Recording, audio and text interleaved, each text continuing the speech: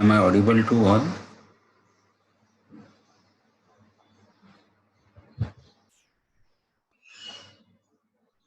Hello.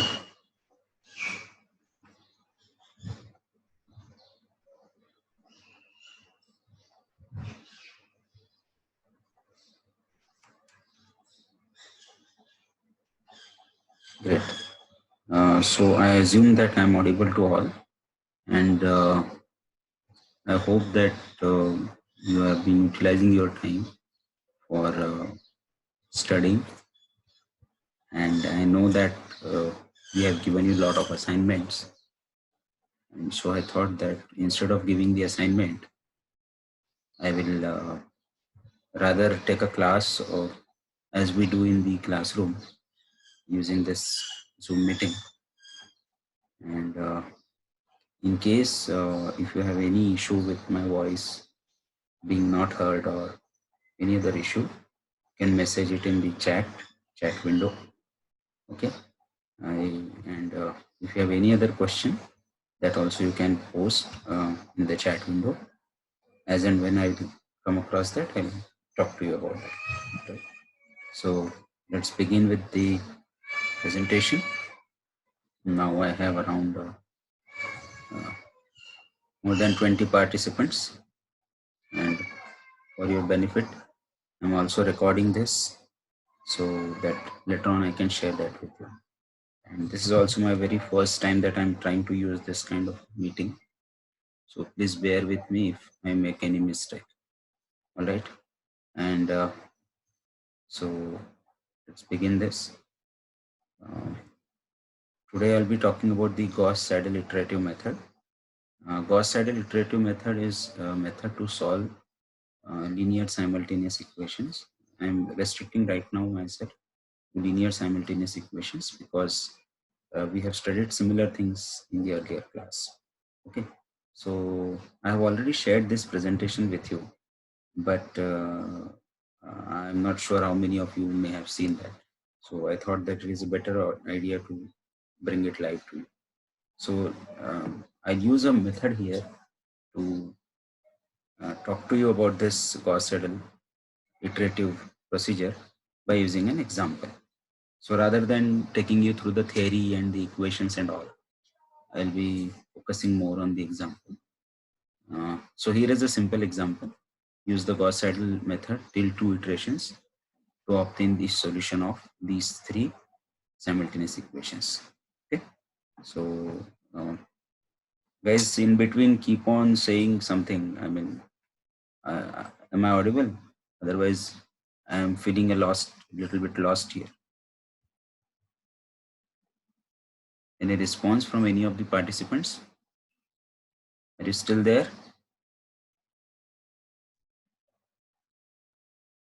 Okay, great. Thank you. So coming back to this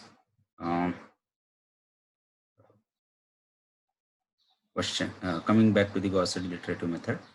So we have these simple 3 equations, and now I need to solve these equations. Just move this window a bit. So we need to solve these 3 equations by using the Gauss-Seidel iterative method till 2 iterations. Now, whenever we say an iterative method, it means we'll be carrying out certain actions again and again. That is the meaning of iteration. All right.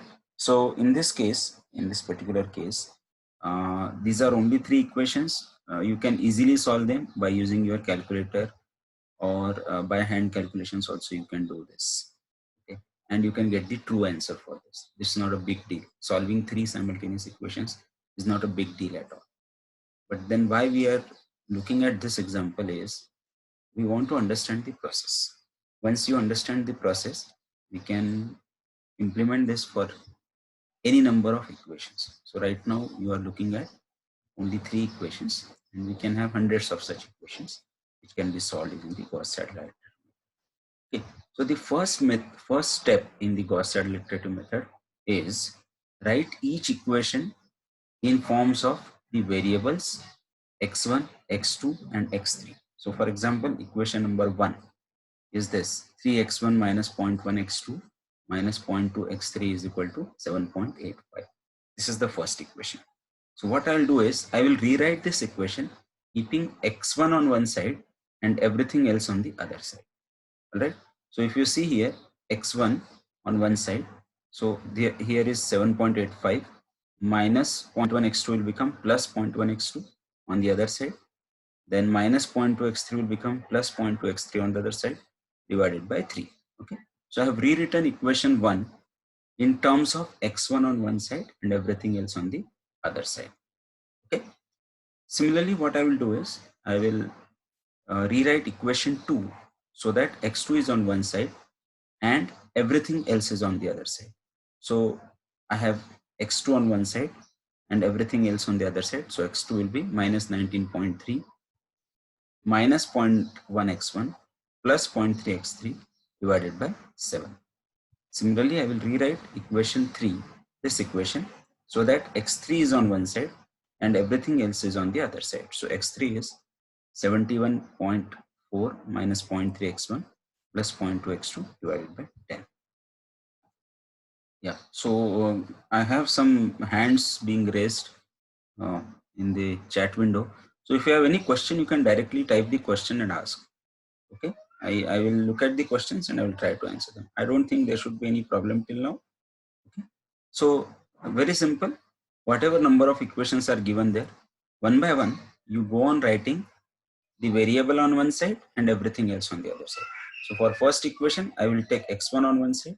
For second equation, I will take x2 on one side. For third equation, I will take x3 on one side and so on. So if there are n number of equations, I will take xn on one side and everything else on the other side. So this is very simple. We have just rewritten the equation, right? Now we'll go ahead, we'll move ahead.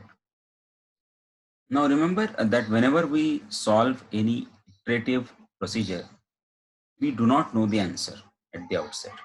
So if you recall what we have seen in the Taylor series method or the other method, Maclaurin series method, we were not knowing the answer beforehand.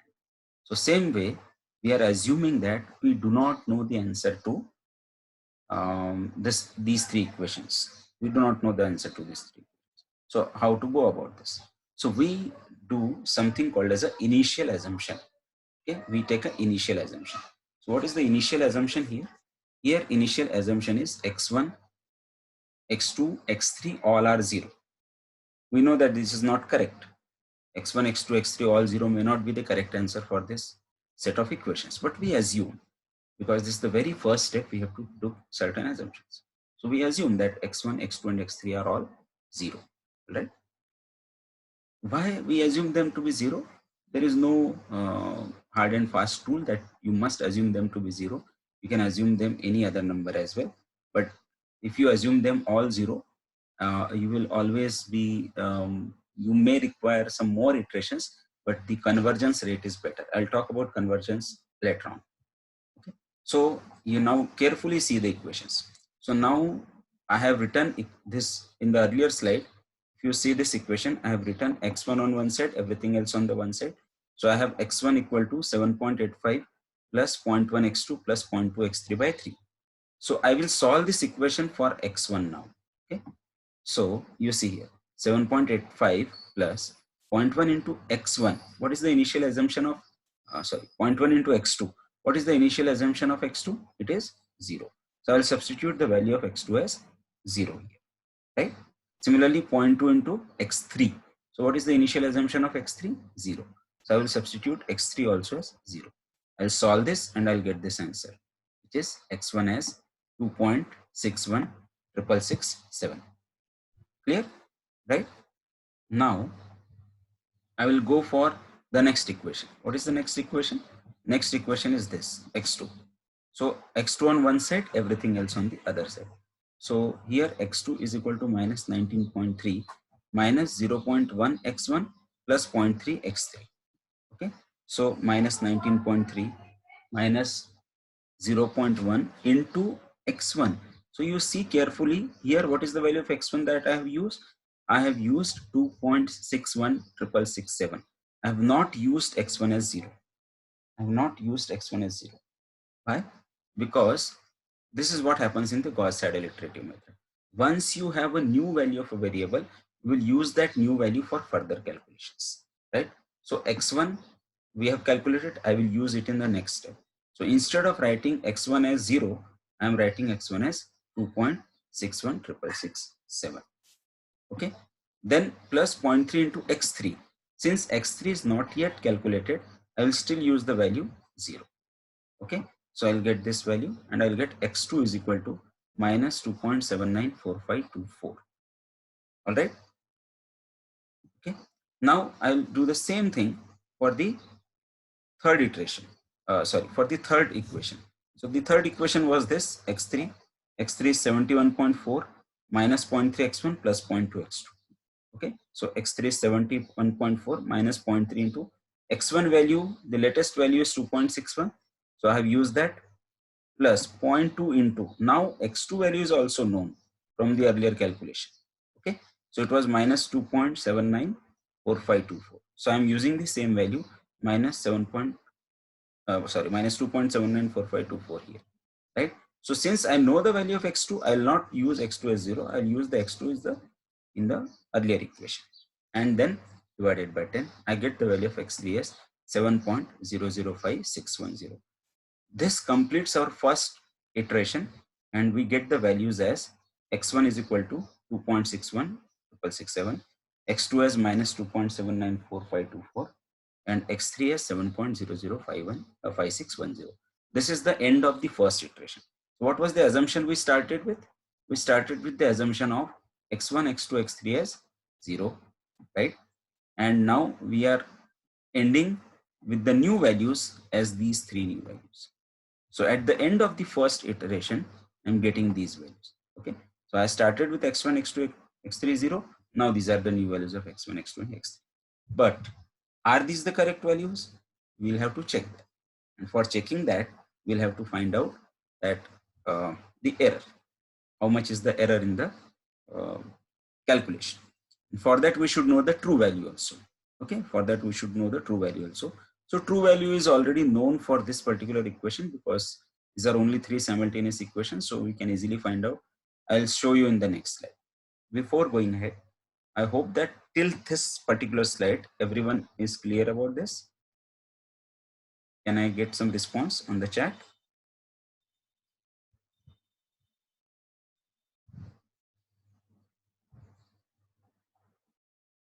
Okay, great.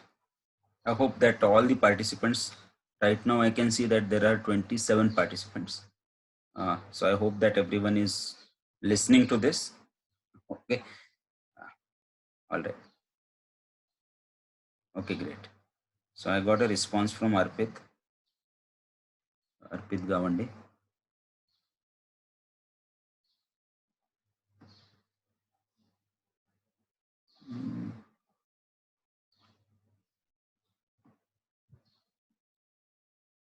Okay, Sunny has raised a hand. Arpit has raised a hand. Yeah, Chaitanya, have you understood this? Yeah, from Redmi to everyone. Okay, Ishant I got. I don't know who is Redmi because it's up to you to decide. Yeah, good, good, good. So I'm happy now that at least you are listening to me. Anyway, thank you. So let's move ahead now. Thank you. So let's move ahead and see the error analysis. Now see here, you have calculated, you have done the first iteration, you have calculated the values. Now what is the error? So please look at the table carefully.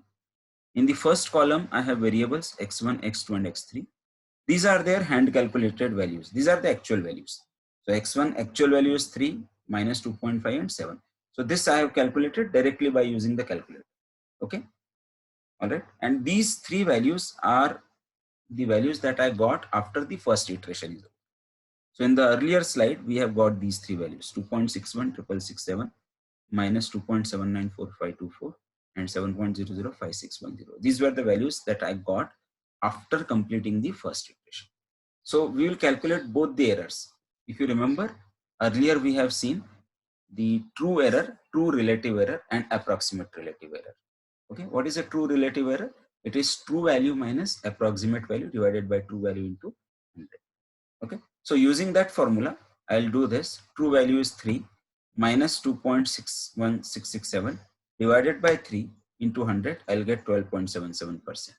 Similarly, minus 2.5 minus of minus 2.794 divided by minus 2.5 into 100, I'll get this value. Okay, this formula. So true minus approximate, that means this column minus this column divided by this column into 100. So I get this. All right. I have taken the absolute errors here. Absolute errors because it doesn't matter whether the error is positive or negative. We want the correct answer. So I have not used a sign here. Rather, I have used the absolute value. So this is the true relative error. Remember, true relative error can be calculated if and only if you have the true values available, but this will not be the case in reality. When you will be actually solving 100 equations problem in a computer, you will not be knowing the true values. If you are knowing the true values, then why solve the problem at all, right? But to understand, we have taken this. Now we also calculate this column, which is approximate relative error. Now what is this approximate relative error? It shows the current approximation minus previous approximation divided by the current approximation into 100.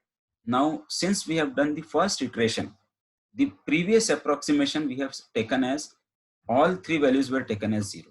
Okay. So if you remember in the earlier slide, we have taken the first iteration.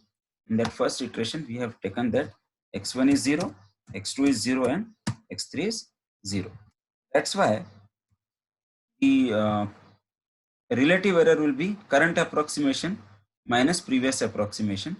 Okay, so current is, it should be actually this should not be 3, this should be 2.616667 minus what was the previous approximation. It was 0 because the first iteration we considered as 0 divided by 2.616667 into 100. So this will be 2.61 divided by 2.61, that is 1 into 100, 100%. The same way, whenever you do the first iteration and if you assume the first value set of values as 0, 0, 0, your approximate relative error will always be 100%. Okay, that's why all these three columns are 100%. As such, there is no meaning in calculating this. If we take x1, x2 and x3 is 0. If we are taking some other values, like if I take x1 as 1, x2 as 1 and something else, then I may get some different answers. All right. So this is what we get at the end of the first iteration. We have just done everything once. All right. Now let's move ahead. Now let's do the second iteration. So iteration means now we are ultimately going to repeat the same thing. Not a big deal. We are going to repeat the same thing once again. Okay. So, but now when we repeat the same thing, what we'll be doing is we'll be using the updated values of x1, x2 and x3. So at the end of the second iteration, first iteration, whatever we have got, that will be our beginning of the second iteration. So in the first iteration, we took 0, 0, 0 as the starting point. In this iteration, I will take 2.616667 minus 2.794524 and 7.005610 as my starting point. Once again, I'll use the same equation, equation number 4, to calculate the x1, which is 7.85 plus 0.1 into x2. So the x2 value is this. X2 value now is minus 2.795424. So the same value I'm using here. Okay. So the same value is being used here. X3 value is 7.005. So that X3 value is being used here. All right. So this is how I am going to calculate the new value of x1. So this is the new value of x1 that I get, which is 2.990557. Okay. Then I'll calculate the value of x2 using equation 5. So same process I am repeating. Now I'm putting the values in the formula of x2. Okay. So now for x2, it is minus 19.3 minus 0.1 into x1. Now x1 is this value I'm going to take. I'm not going to take 2.611. I'm going to take 2.990557. Why? Because this is the updated value. All right. But for x3, this is x3. For x3, I'm going to use the old value only, 7.005610, because this is the only. So I get x2 as, this is the new value of x2, which is minus 2.499625. Same way, I'll go ahead and calculate x3, which is 71.4 minus 0.3 into x1 plus 0.2 into x2. So again, the new value of x2 is used here. So this is minus 2.499625 and this one. So new value is used here, and this is the new value of x3. So at the end of the second iteration, these are my new values. These are the updated values. So I started with 2.61667. I ended with x1 as 2.990. I started with x2 as minus 2.79. I ended at minus 2.499. I started at 7.005. I ended at 7.0029. So this completes our second iteration. In this particular numerical, we were asked to solve only up to 2 iterations. That's why we have done 2 iterations. And we can continue doing the number of iterations as much as possible, as much as we want, and we can get the answer. Okay, so this is the calculating errors after second iteration. Now I have added one more column here. So this will be probably the last slide. So I request everyone to pay full attention in case you are distracted by your mobile, some other messages. Sorry. So here are the variables x1, x2, x3. These were the true values that we have calculated earlier. Okay, these were the values after the first iteration, approximation after first iteration. This column says the approximation after the second iteration. This is the true error which we have calculated earlier. So now the true error will consider 2.99. So this particular answer is coming by 3 minus 2.99 divided by 3, which is 0.314%, which is very low. All right. So we have almost reached to the correct answer. Then this particular 0.0175, how it is arriving? It is minus 2.5 minus 2.499 minus of minus 2.499 divided by minus 2. So again, the error is very less. So you can see this particular column, the error is very less. Now we can calculate the approximate relative error in percentage, which is current approximation minus the previous approximation. So current approximation was this 2.99, okay, and the previous approximation was 2.62. So this value is 2.99 minus 2.62 divided by 2.99 into 100, which comes as 14.29%. Similarly, you can calculate the remaining two columns. All right. So I get the third column like this by calculating the errors. If you pay a close attention, the true error is very less, but the approximate relative error is 14%. Okay, whereas it is only 0.31%. So why so? Because the Gauss-Seidel iterative method takes a conservative view of things.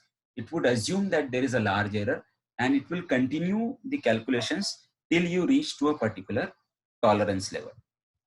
Okay, if you remember the tolerance level or the specified error epsilon s, if you remember our practical number 2, there we have calculated the Taylor series up to a 5% error, so that the error reduces to 5%. So the same logic can be applied here, and we can continue doing the iterations. We have done 2 iterations. We can continue doing this up to the third iteration, and uh, then we will check what is the maximum value of all the errors. There are 3 variables. So what is the maximum value of the error here? 14.29%. So this maximum value, whatever is the maximum error, once it goes below 5%, we will stop doing our iterations. Okay. In this case, we have done only 2 iterations. You can continue doing these iterations by putting the values in those 3 equations until you go below a particular error, that is 5%. All right. This is nothing but the Gauss-Seidel iterative method, right? I hope that you have understood this.